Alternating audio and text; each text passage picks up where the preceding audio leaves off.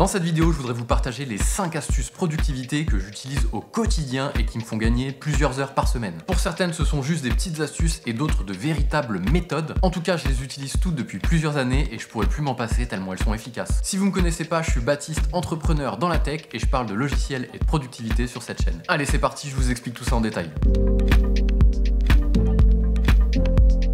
La première méthode est toute simple, pourtant c'est celle qui apporte le plus de résultats. Il s'agit de préparer ses journées la veille. En gros, le soir, quand vous avez fini votre journée de travail, et bien avant de partir ou d'arrêter de couper l'ordinateur, vous prenez votre to-do list et vous préparez votre journée du lendemain. Et vous écrivez chaque tâche que vous allez devoir faire le lendemain. Ça vous est jamais arrivé de passer des mauvaises soirées ou des mauvaises nuits juste parce que vous avez une appréhension de ce que vous allez devoir faire le lendemain, soit parce que vous n'allez pas arrêter de ressasser une tâche qu'il faut absolument pas que vous oubliez, soit parce que les échéances du lendemain sont pas tout à fait claires et elles vont vous rendre anxieux toute la soirée, et bien en préparant votre journée la veille, vous serez plus libéré puisque vous allez organiser toute votre journée, elle sera sous contrôle et vous pourrez passer une meilleure soirée et une meilleure nuit. Et en bonus, le lendemain matin, quand vous allez vous connecter, vous saurez précisément quoi faire. Vous n'allez pas perdre plusieurs minutes juste à vous demander par quoi vous allez commencer. Tout sera déjà écrit, il vous suffira de prendre la première tâche, de la commencer et d'aller au bout. Deuxième astuce, c'est le travail sans interruption. Ça vous est jamais arrivé de terminer une journée complètement épuisée avec le sentiment de ne rien avoir accompli? Bah vous n'êtes pas seul, parce que quand on est interrompu toutes les 2 secondes, c'est le meilleur moyen de ne jamais terminer ce qu'on commence. On se lance sur un sujet de fond et là quelqu'un nous tape sur l'épaule et nous dérange pour nous demander quelque chose de plus récent qui nous fait sortir complètement de la tâche qu'on avait commencé avant. Et ça, c'est toute la journée. Un appel, un nouveau mail qui arrive, un message sur Slack, on nous demande toujours systématiquement de nouvelles choses. Et donc on est constamment interrompu dans notre travail, ce qui fait qu'on a du mal à terminer ce qu'on commence. Et voire pire, on aura tendance à privilégier les nouvelles tâches qui rentrent plutôt que les anciennes qu'on aura commencé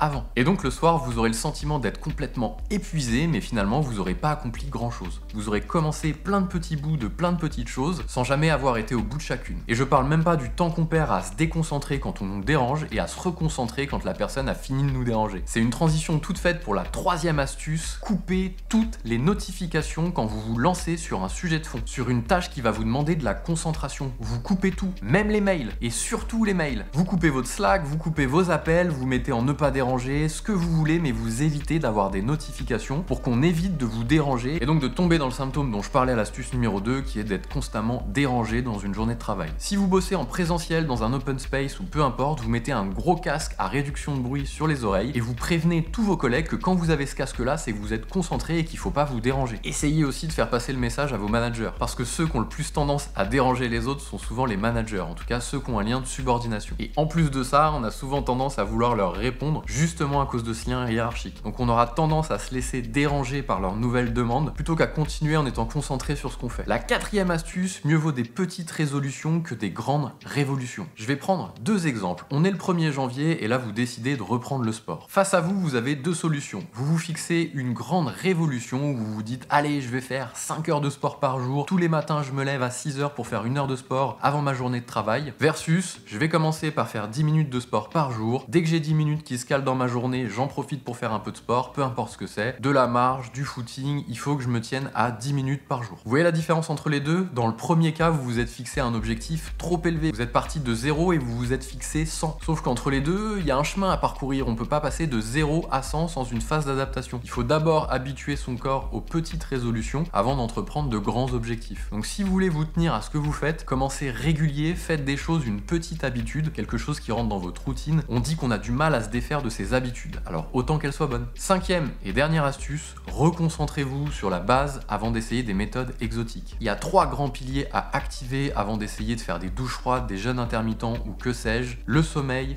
la nutrition et l'activité physique. Essayez déjà de bien dormir, de bien manger et de bien bouger avant de tester des grandes méthodes folkloriques qui vous apporteront finalement que très peu de résultats par rapport aux 3 piliers que je viens de citer au début. On sous-estime les choses simples du quotidien, pourtant ce sont elles qui apportent le plus de résultats. Le sommeil est sous-coté. Si vous manquez de productivité, essayez déjà de bien dormir, vous verrez à quel point vous serez plus concentré, plus focus et donc plus productif sur vos journées. La nutrition, c'est pareil, c'est l'essence qu'on met dans notre corps pour avancer au quotidien. Si on y met du mauvais carburant, il y a de chances qu'on avance de la mauvaise façon. Et troisième chose, pour rester efficace, il faut faire de l'activité physique. Même chose, il faut prendre soin de son corps et ça passe par l'activité physique. Donc je vous assure, avant d'essayer des méthodes exotiques, folkloriques, reconcentrez-vous là-dessus et vous verrez que les résultats sont incroyables. Vous pourrez avoir 80% des résultats avec 20% de méthodes. Les 20% de méthodes, ce sont les 3 piliers que j'ai cités. Quand on a déjà la base, on peut aller chercher les 20% manquants en ajoutant des petites astuces de productivité un peu folkloriques, un peu marrantes. Voilà, j'espère que cette petite vidéo vous a plu. Elle sort un petit peu de l'ordinaire parce que j'ai pas parlé d'outils ni de logiciels. N'hésitez pas à me dire en commentaire si ce format vous a plu. Si vous voulez qu'on parle un peu plus aussi de méthodes de productivité ou plus globalement de méthodes qui vont vous permettre de développer votre entreprise, n'hésitez pas à me dire tout ça en commentaire. Mettez un petit like si la vidéo vous a plu, posez-moi toutes vos questions en commentaire et si ces sujets vous intéressent, n'hésitez pas à vous abonner. Moi je vous dis à très vite.